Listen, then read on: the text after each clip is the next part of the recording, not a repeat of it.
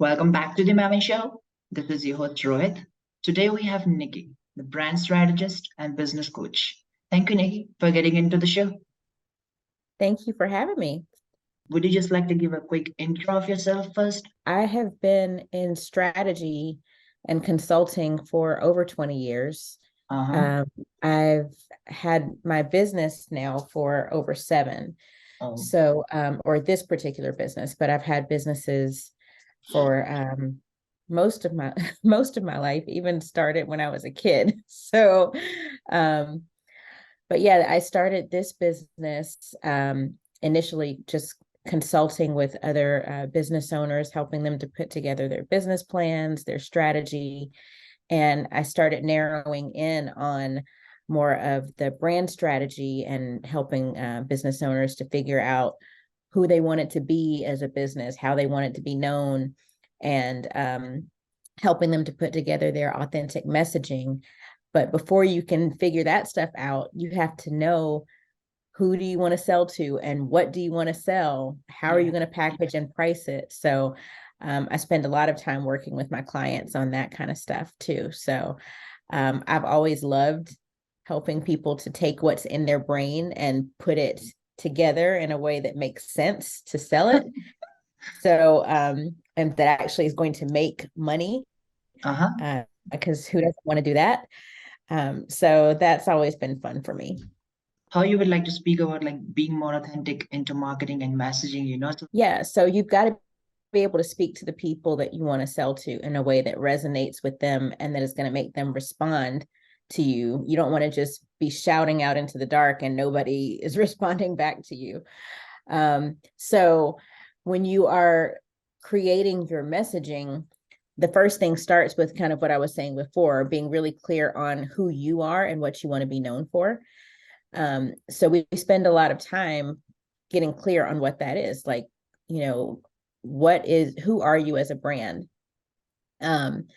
And what is your brand personality? Are you a brand who is fun? Are you a brand who is more serious and professional and you really want to just be focusing on letting people know that you are the expert? Or are you one that is you want to be more relatable, because that needs to come across in your messaging? um, and then also be clear on who are you speaking to. So who is your audience? So getting really clear on that. All of that needs to come across in your messaging.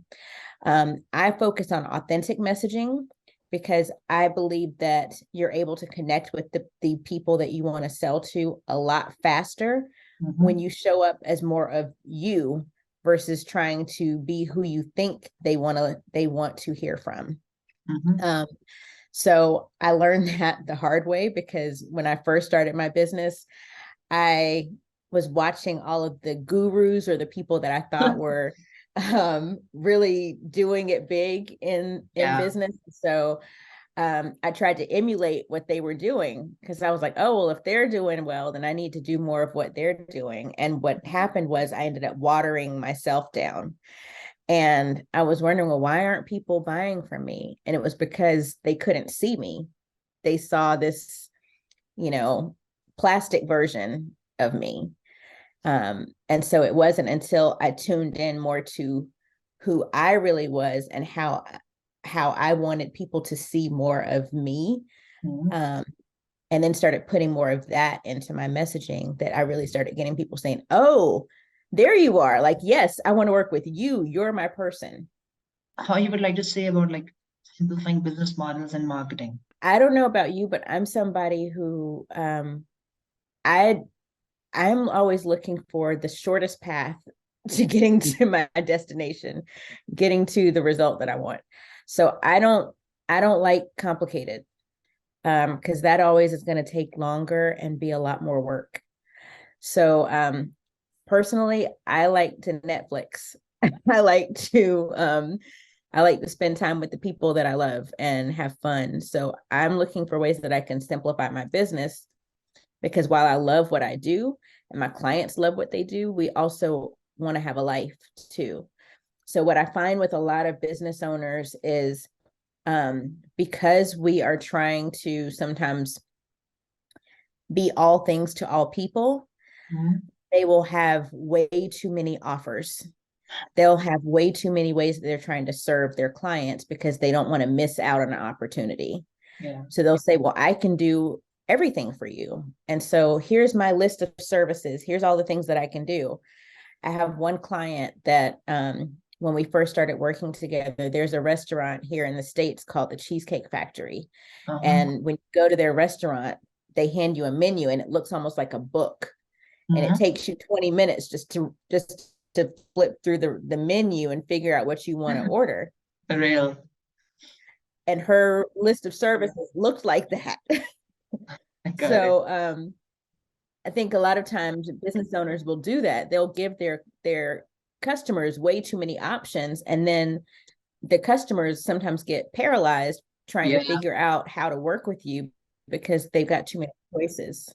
That's real. So first simplifying your offers, like what is it that you're really good at? Focus on those things. And then if you need to modify and customize for a particular client based on what they need, then do that. But start with just focusing on what you're really good at, offering those things first. And there may be other things that you're good at, but you're not great at.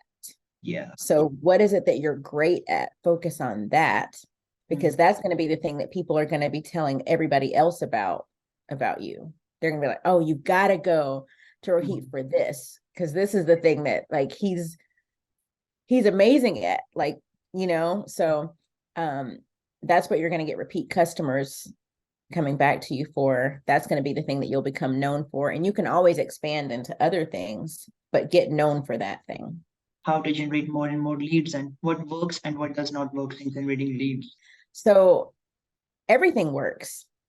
Any lead generation strategy will work. It's just which one works best for you. So I am a big believer that you can take any strategy and eventually it will work for you.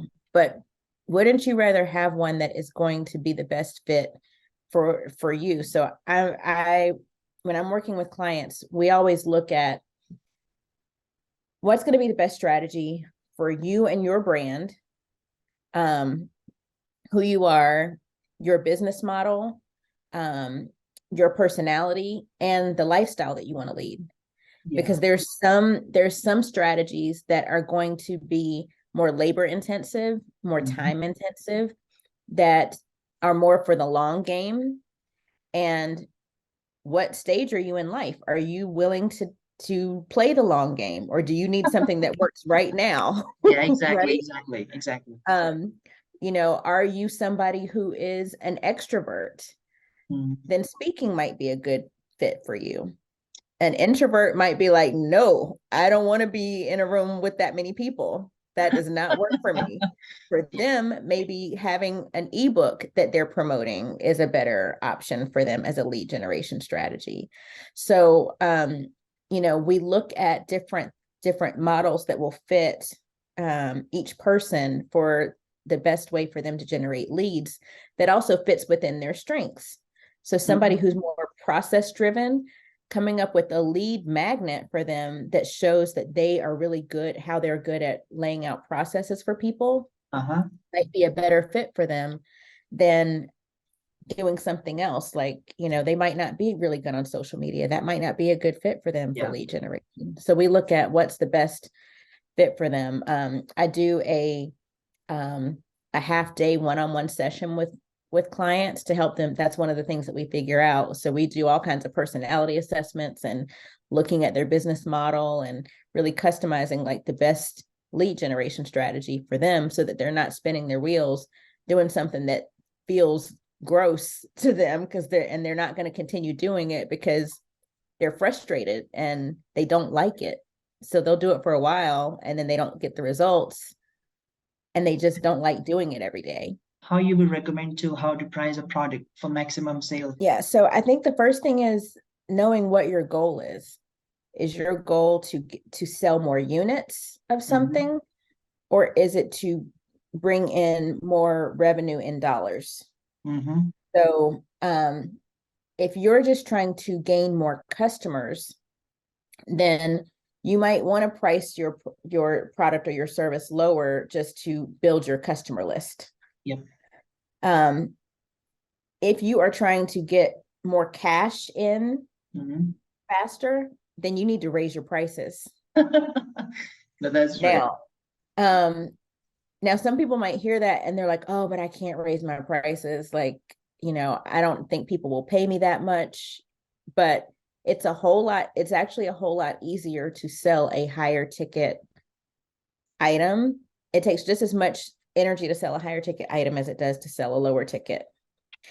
You're still putting out the same marketing efforts. You're still having to sell just like you would a lower ticket item.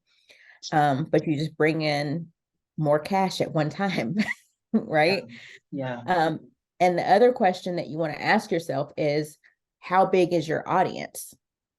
So if you have a smaller audience, like if you don't have as many followers on social media or your email list is not as big, it's going to be a lot harder for you to sell a lot of units because you don't have as many people to sell it to.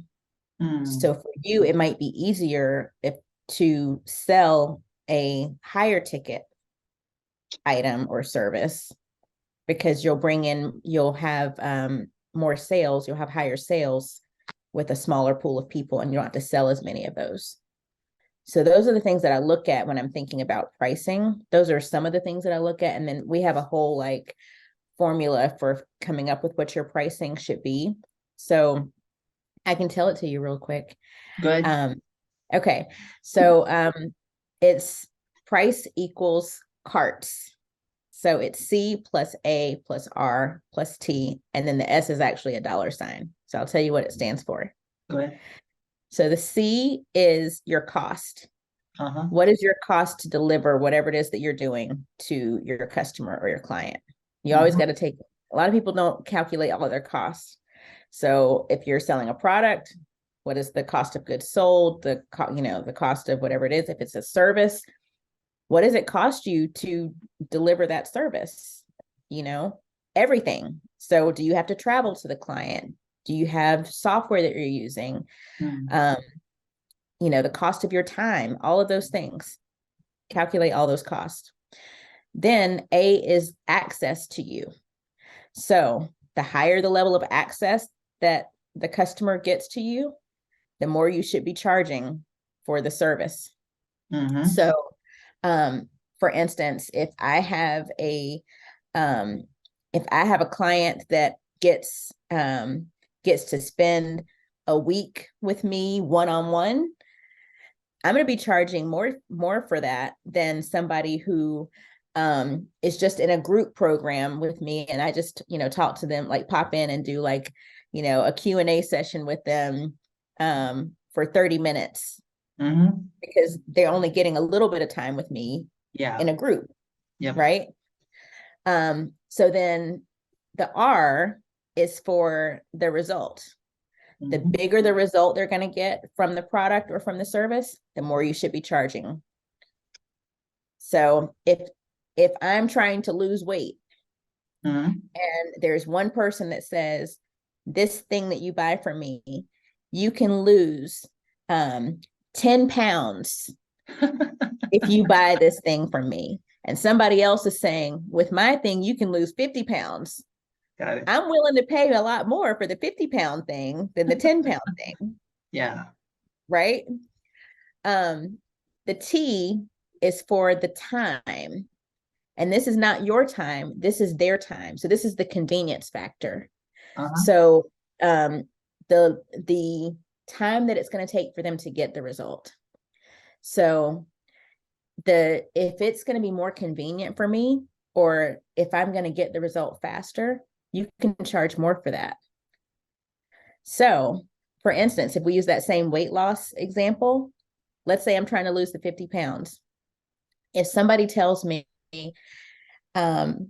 here's my solution that's going to help you lose 50 pounds, and you can lose 50 pounds in a year with my program, I'm like, that's pretty good. 50 pounds in a year? That's awesome. But then I've got a plastic surgeon over here that says, you lay down on my table, that 50 pounds is gone and you're going to look amazing when you wake up. What? Yeah. I'll pay tens of thousands of dollars for that. Exactly. Right? Yeah. So then the S, which is the dollar sign, that's profit. Got it. People always forget to build in enough profit. So think it's different for different industries, but for me, like in the coaching or the transformational space, for most people in that space, you should be anywhere in the 50 to 100% profit. Because anytime you are selling your expertise, and this is for most professional services, you want to be somewhere in that range. Consulting, anything like that. 50 to 100% profits. 50 to 100%. And most people are grossly undercharging for their services because you grossly undervalue your knowledge and expertise and experience. And especially when you're in the earlier stages of your business, as you grow, then that number will decrease because you'll have other operating expenses with team and things like that. But in the earlier stages, you definitely want to be building in that profit because you need to be reinvesting back into your business and building that profit in there to allow for it. Awesome, amazing. It was lovely to talk with you. Well, thank you so much for having into the show, Nikki. And we will love to have you into the next season or so, I guess. Thank you. I appreciate it. This was fun.